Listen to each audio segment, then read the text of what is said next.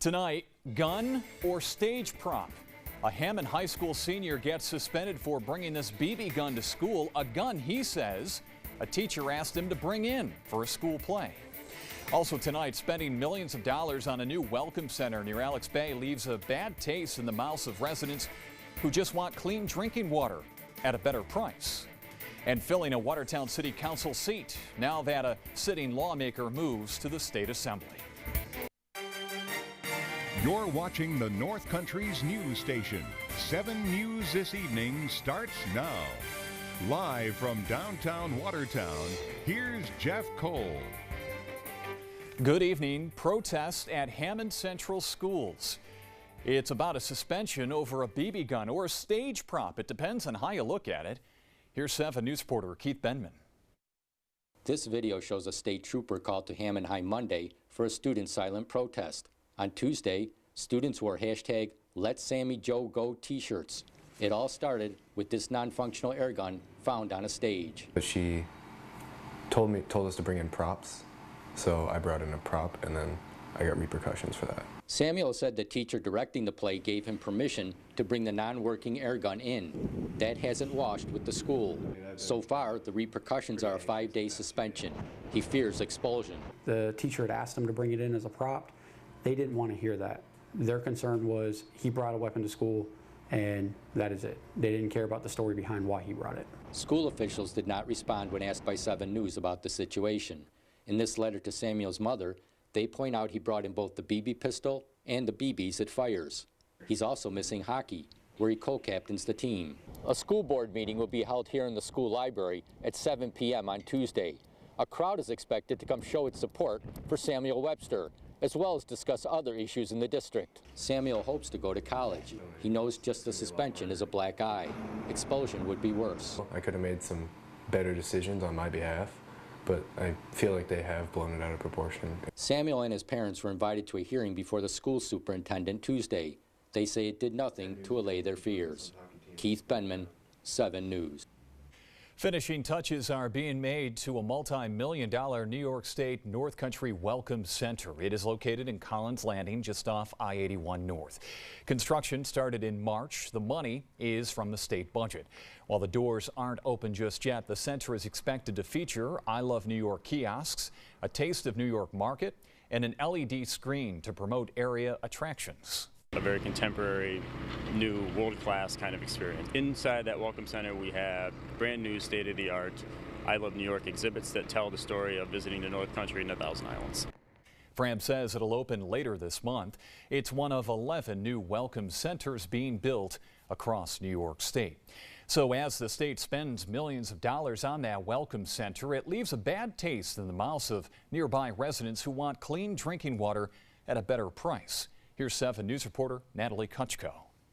In the town of Orleans, just off Seaway Avenue, crews are busy building a new water line. Residents have anticipated the new system after several years of contaminated water, which all started after a salt pile was left at the Department of Transportation site and eroded. Joe Rotella is from Fisher's Landing and says the area has suffered. The project costs up to roughly $15 million. The town secured the funds for half, but homeowners are responsible for the rest. These roughly 600 homes and businesses within the district are being forced to pay to resolve a contaminated well situation of sodium chloride that they had nothing to do with polluting. As of right now, homeowners who live in the water district are expected to pay a minimum of $525 for the year, plus an addition of water usage charges. Town Supervisor Kevin Rarick says the town is looking for more funds to lower that cost to residents. Looking for more money from anybody that'll give it to us. I don't care if it's federal, state.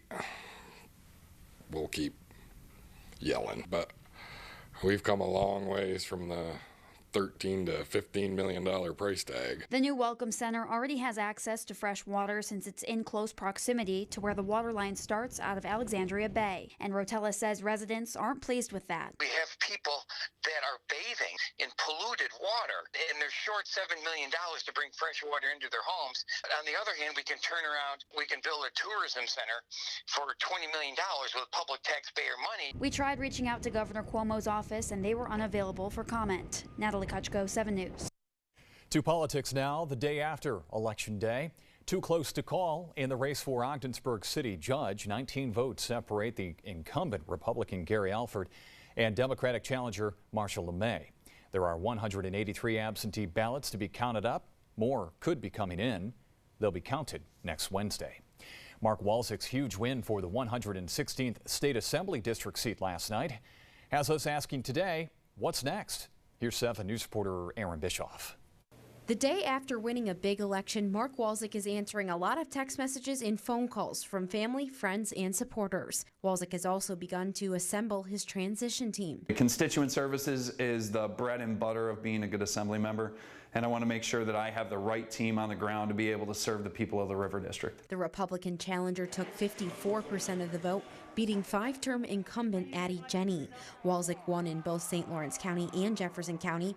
He says that's thanks to hard work. I went out and knocked on 5,000 doors myself. We made the phone calls, we sent the mail, we got out there to every parade and every community event and really had the presence. Moving forward while in office, Walczyk says he wants to focus on jobs and creating a better business climate, something he thinks there is a lack of in northern New York. We're seeing our youth move out of state, and we're seeing our college graduates move out of state because there just aren't job opportunities here, and I really want to focus on making that change. And Walczyk is no stranger to state government. He served as legislative and district director to State Senator Patty Ritchie. I'm not going into the legislature brand new and fresh. I've already got some ideas of the kind of assembly member that I want to be down there and how I'm going to be effective for the River District. Walczyk will be sworn in as assemblyman in January. Aaron Bischoff, 7 News. Walczyk's win means a new city council member in Watertown will have to be appointed, and that person will have a voice come January. So how does that process go? Here's 7 News reporter Alex Valverde. Watertown City Council member Mark Walczyk wins the assembly seat for the 116th district. He starts in January, but there is still 1 year left of his council term. So council members will have to appoint someone to that open seat. We would like to get somebody in that obviously is interested, that has been following what the city has been doing and have an understanding of what some of the projects are that we have passed. Ruggiero says the city will send out a press release asking those interested in the position to send in their information. And a candidate will need at least 3 votes from council to be appointed. It's already happening that there are some people that are possibly interested. This isn't the first time this has happened. In 2009, City Council appointed Jason Burdo after Councilmember Peter Clough resigned. Jeff Graham was mayor at the time. This is not a hiring decision. It's not a personnel matter. It's a political appointment. And it's not a, we're going to do all this in executive session stuff. So I think it should be as open as possible. The appointed member who takes over Mark Walczyk's seat will stay on council through 2019. Now, in November of that year, there will be an election where he or she can choose to run for a full term along with other interested candidates. Alex Valverde, 7 News. Everyone thinks the turnout for Tuesday's midterm election was heavy in the North Country. So, 7 News reporter Genevieve DiNatale compared Tuesday's election turnout to those in years past to see just how big it really was. The turnout today has been a lot heavier than we've had in similar elections. We have had, on the average, 40 people per hour. As it turns out, voter turnout was higher in the North Country than the last midterm election in 2014. We measured using the state assembly race between Addie Jenney and Mark Walczyk for the so-called River District. The River District is a good bellwether for the North Country because it extends from the bottom of Jefferson County all along Lake Ontario and up the St. Lawrence River into Messina, which is in St. Lawrence County. In Tuesday's election, there was a 55% voter turnout in the River District. About 39,000 voters cast their ballot. That's higher than the 2014 midterm election, when there was a 46% voter turnout. Tuesday's turnout was about midway between 2014 and 2016, the year President Trump was elected, when 68% of voters in the River District cast their ballot. Well, I'm happy. The turnout was good. The turnout was higher than what we even expected. I knew it would be a little higher than the last governor's race in 2014, but it was much higher. It was close to presidential election in 2016. And the strong turnout in northern New York was part of a national wave that saw 113 million people vote, the first midterm in history to exceed 100 million votes. Genevieve DiNatale, 7 News. Right to our forecast we go. John Kubis over in the Weather Center. Hi, John. Hey, Jeff, we're getting into lake effect shower season, and check out the satellite. And we'll talk numbers here in a couple of minutes. Let's send it back to you.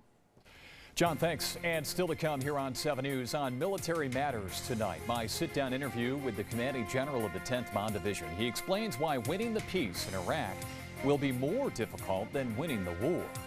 And we'll learn why these flags are being flown in Croghan for the fallen. From the North Country's news station, you're watching 7 News this evening with Jeff Cole. Tonight's weather with John Kubis. And your North Country sports with Mel Bussler. Tonight on Military Matters. When you think of Iraq, what comes to mind? Destruction, poverty, a lost cause? Fresh off a deployment to that country, the Commanding General of the 10th Mon Division says it's quite the opposite. We begin our two-part story tonight with Major General Walter Pyatt. I would assume most people would think that it's a violent place and that nobody there wants peace, that everywhere you go it's extremely dangerous and it's very difficult. That's not the Iraq that I know. Wrapping up a several-month deployment to Iraq, we sat down with the 10th Mountain Division's Commanding General at Luray Mansion on post. Major General Walter Pyatt just wrote a document, Winning the Peace in Iraq. I wanted to just shift the focus from winning the fight to winning the peace. And as you said, you have optimism that will happen. Do you think a lot of people share in your optimism? Well, I think the Iraqis do. I think the one thing that you see in the eyes of the Iraqis is that this can never happen again. They almost lost their nation. To win the peace, General Pyatt says U.S. and Iraqi forces need to instill confidence in the Iraqi people, get them their houses back, get them jobs, an economy. And that will lead them to trusting the newly formed government and not revolt. To really win it strategically, to really defeat the ideology of this ruthless enemy, you have to address the needs of the population, and that will make their ideology fall on empty ears, and the population itself will reject it, and that's when you've truly won the peace. How fragile is it if the ISIS ideology comes back? What's the balance there? How fragile is it? Or is there a strong foundation to move forward with peace right now? I think there's a very strong foundation. You go to Mosul, you go to these places where ISIS occupied and dominated, and the people hate them. They feel liberated. They celebrate the fact that their country freed them. They trust the Iraqi army deeply. The most trusted organization in Iraq is the Iraqi army. General Pyatt's opinion on Iraq is written out for anyone to read. However, this commanding general had a unique chance to share his view with the commander-in-chief, President Trump. General Pyatt arrived home from Iraq just days before Trump's visit to Fort Drum in August. He asked me about Iraq, and I said the same thing. Sir, we won the fight. We've got to stay committed to winning the peace. Tomorrow night, pockets of peace in Iraq, what that looks like, what the general has seen, and how the 10th Mountain Division sacrifices helped achieve peace over the course of 15 years of war. That's tomorrow night right here on this broadcast. John Kubis and your forecast next.